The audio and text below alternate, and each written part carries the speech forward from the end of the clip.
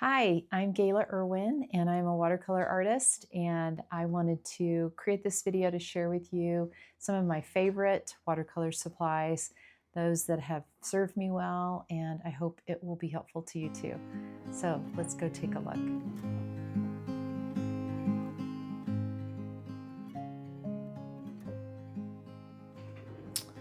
Okay, I'm going to start with paper.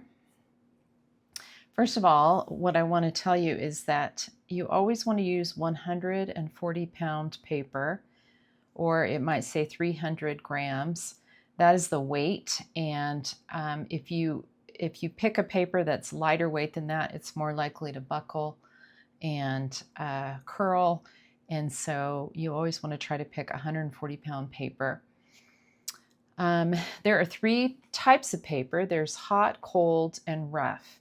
And this is hot, and what that means, it's very smooth surface, wonderful for hand lettering or for drawing really tiny detailed illustrations. I don't use hot press that often, but it's nice to have. The way I remember what it is, what the word hot press is, I think of an iron, and like the paper's been ironed. So just a little tip there. Second is cold press, and that is the kind that I use almost all the time. And cold press just means it has a little bit of texture to it. For every day, I like this Strathmore brand. This one, these are loose sheets, so they're not in a pad or anything. And so I use those quite often. They come in a lot of different sizes. Here's a 5x7 size. So those are great. Also, Canson is a good kind of middle of the road brand that works great. And so this one comes also in loose sheets, or you can get the XL in the big pad and just tear the sheets off the pad. Okay, my favorite kind of paper is this Arches brand. This is 100% cotton, which is the best kind of paper. So if you can afford it, buy 100% cotton. If you're just working in a sketchbook or just playing around, you don't need to use 100% cotton, but when you want to make a painting that is meant to last, or that is more special to you, then try to use 100% cotton. Okay, and then the last one is rough, and I really don't use rough. Rough just means there's a lot more texture to it. I know it has a beautiful look of kind of a wilder look, or a loose look. It encourages kind of looser painting because of the little divots in the paper. More water kind of collects in those spaces. So it's a fun thing to try and experiment with if you're interested. So when you're painting, if you're going to be using a lot of water, you either want to use some tape to tape your paper down, tape the edges down. Something like this is artist tape, or you can use washi tape, but something that's gentle on the paper and won't tear when you pull it up. And so what you want to do when you're taping your paper down is you tape it down, and then you do your painting, then you let your painting dry, and then you gently pull the tape up. Another option, if you don't want to tape, is to use a watercolor block. And so I have two here to show you. And what that means is they've been glued generally on 3 sides. This one is glued on 4 sides. There's a little space right in the middle. And once you finish your painting, you let it dry, then you take either a butter knife or a palette knife and just slip it in there and cut off where that gummed part is, and your paper will be free and ready to go. And so I have one of these in Arches that I love, and then this one that's less expensive in Canson. Now you can always get, like I enjoy buying pads of paper sometimes when I'm traveling or something. This one I bought for a trip to Italy, and I did some different kinds of berries and things that I saw there, and so that was kind of fun. Did a little pomegranate. So fun to do that. Another thing you can do is to buy handmade paper like this. This has a lot of texture to it, but it's kind of pretty with that decal edge, and it can be nice to do a special painting with that, as obviously that's more expensive. Okay, so somebody had asked me about what sketchbook I use, and so here's the one that I started with. This is a Moleskine or Moleskine watercolor book. You want to be sure you get watercolor so that you get that heavier paper. And I like doing this. This is the way I started doing regular watercolor work. It wasn't as intimidating to me to use this small book. So it's a fun way to start. It's also really nice for traveling. So this is a small one. Now I mainly use more of this size. This is a brand called Hanamule, and they have a really nice watercolor notebook. This one is 100% cotton. They also have one that's a little less expensive that's not 100% cotton. So either one works. I sometimes I use different books because, like this one, someone gave it to me, so I've been using this one.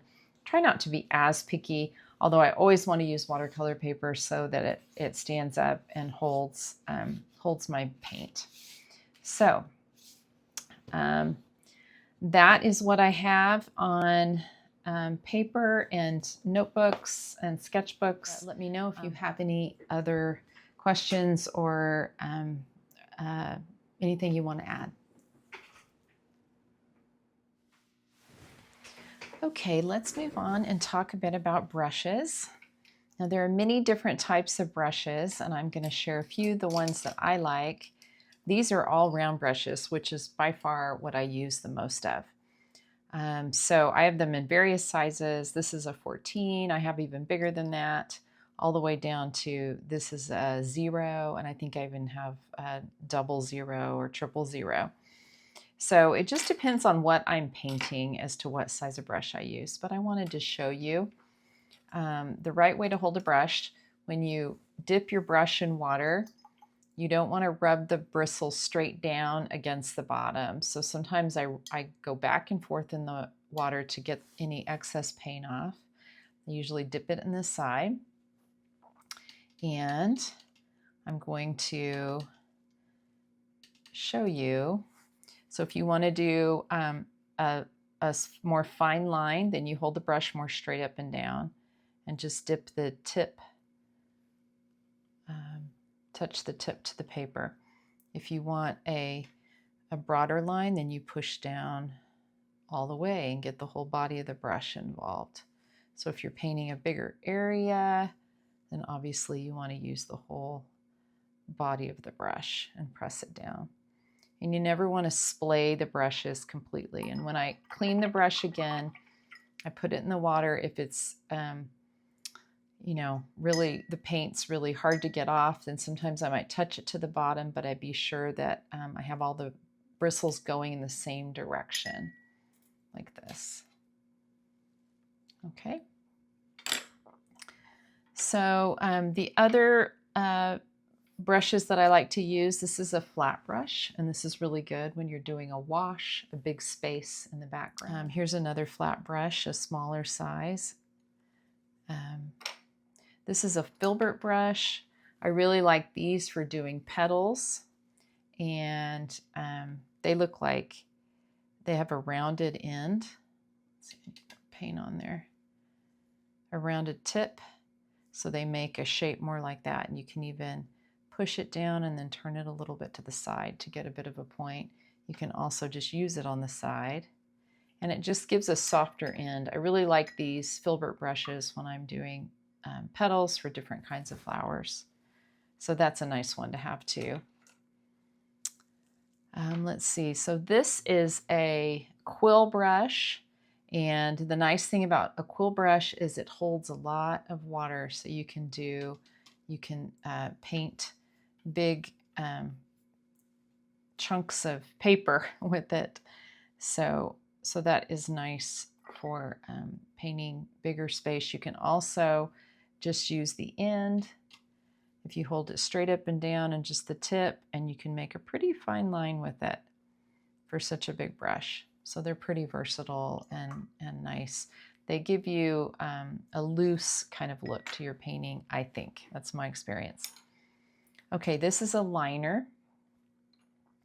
And if you can see this, it just has very long bristles. And so it's nice for drawing long lines. So those are nice to have too. Oh, one last thing I wanted to talk about was just bristles are made from, some are made from natural fibers, like squirrel hair or something like that. And then others are man-made. And the natural fibers tend to give you a softer brush, which I tend to not like quite as much. So here is one that is squirrel.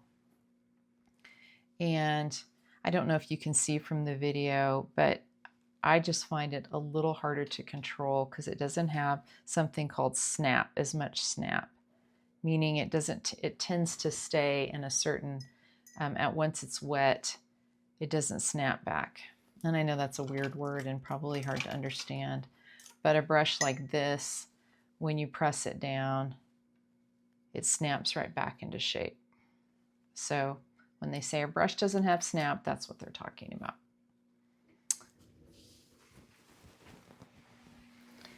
Now let's talk about paint. There are generally three types of watercolor paint. The first one are tubes, paint that comes in tubes. And I have so many of these. These are my favorite kinds of paint. I have several different brands. This Daniel Smith is probably what I use the most. And I have mostly Daniel Smith paint. This is also Winsor Newton, which is a good brand, and Holbein, which is also a good brand. Those are all really good brands. Another kind is cake pan sets, which means that they come already in these little pans. These are called half pans. Actually, they're half size. Full pans would be double those, obviously. And so these come in a set. They're already picked for you. They're nice for starting out and nice for small kids or traveling or even experimenting with different colors. But I prefer to buy my own paints now in tubes, and then I squeeze them out into these little half pans. And I have this that I made of the different colors that are in this kit right now that I'm using, this palette. I will also do another video including more information on color in the future for one of these watercolor basics, so keep an eye out for that. Both of these paints that come in the tubes, these are basically the same as this. It's just they're already set in the machine in the factory, and they're dry. But they're both pigment-based paints. These are called liquid watercolors, and they are dye-based paints, and they give really nice bright colors, which is wonderful at times, but they are not as light fast, or they're not light fast, meaning over time they will fade with exposure to light. So a lot of times illustrators use these because they're not necessarily making their painting to be hung on a wall, but to be used in illustration, in books and things like that. So I do have some of these though, and they are fun to use. And so I just would recommend trying that if you're interested in those. All this paint can be reused after it's dried just by wetting it down, and so that is a nice thing. The last thing I want to talk about is gouache, and gouache is a water-based paint that is more opaque than watercolor, just meaning that gouache does not allow the white of the paper to show through. It has a matte, kind of velvety finish, and it's often described as an opaque watercolor. I like keeping a tube of white gouache on hand to add highlights to things. I also mix it with my watercolor, lighter, more pastel looking color. Finally, I wanted to talk about my palette that I like to use. And I like a tin palette rather than a plastic, as the paint tends to bleed on plastic. I also like to use a china plate when I'm doing bigger projects, just because I can squeeze more paint out and just mix it easily in the middle. And I just like the convenience of having only the colors I'm using for that. But most of the time, this is what I use. I also have this little kind of tulip plate, and I like using that at times too. This one's really nice if you're using liquid watercolors, because it has kind of deeper wells and it keeps them in their little place, because liquid watercolors are liquid, so they tend to spread more easily. So there's kind of two different ways of understanding the meaning of the word palette. So it can mean all the colors you use, or it can mean the tray that you're using to put your paint on.